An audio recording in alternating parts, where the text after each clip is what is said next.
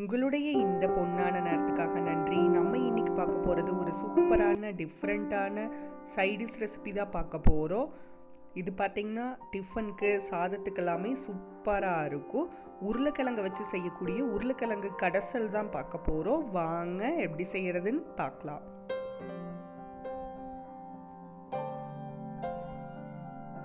First இதுக்கு ஒரு குக்கரில் 2 தக்காளி இந்த மாதிரி கட் பண்ணி உள்ளே சேர்த்துக்கலாம்.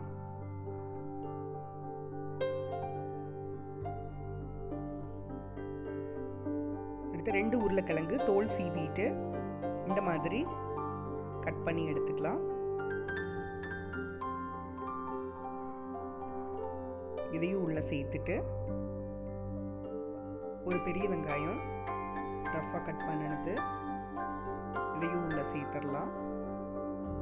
சேர்த்துட்டு ஒரு 2லேருந்து 3 பல் பூண்டு தோல் உரிச்சு அப்படியே உள்ளே சேர்த்துக்கலாம். அதுக்கு தேவையான அளவு உப்பு,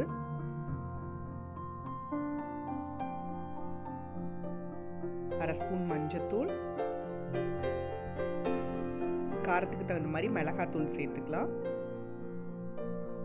சேர்த்துட்டு இது எல்லாமே மூழ்கிற அளவுக்கு தண்ணி விட்டுட்டு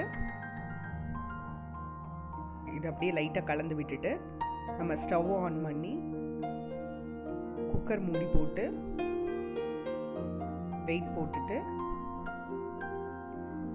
4லேருந்து 5 விசில் விட்டு ஸ்டவ் ஆஃப் பண்ணிட்டு ஏர் இறங்கினதும் நம்ம ஓப்பன் பண்ணி பார்த்துடலாம்.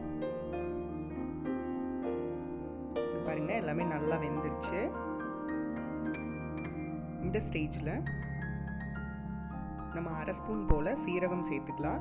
இந்த சீரகம் லாஸ்ட்டாக சேர்த்தும் போது அந்த சீரகத்தோட பச்சை வாசனையோட சூப்பராக இருக்கும். இந்த மாதிரி ஒரு மத்து வச்சு நல்லா கடைஞ்சிக்கலாம். இப்படியே நம்ம கடையிறதுனாலும் கடையலாம், இல்லைன்னா வேற ஒரு பாத்திரத்துக்கு மாற்றிக்கலாம். நீங்கள் பெஸ்ட்டு மண் பாத்திரத்தில் வச்சு கடையும் போது நல்லா நைஸாக வரும். கடைஞ்சதுக்கப்புறம் இதை ஓரமாக வச்சுட்டு தாளிச்சிடலாம். ஒரு பேனில் கொஞ்சமாக எண்ணெயை சூடு பண்ணிக்கலாம். எண்ணெய் சூடானதும் கடுகு சேர்த்துக்கலாம். கடுகு வெடித்ததும்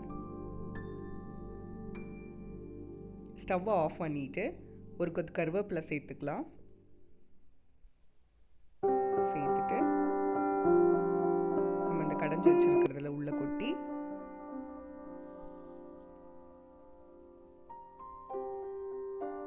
நல்லா கலந்து விட்டுக்கலாம்.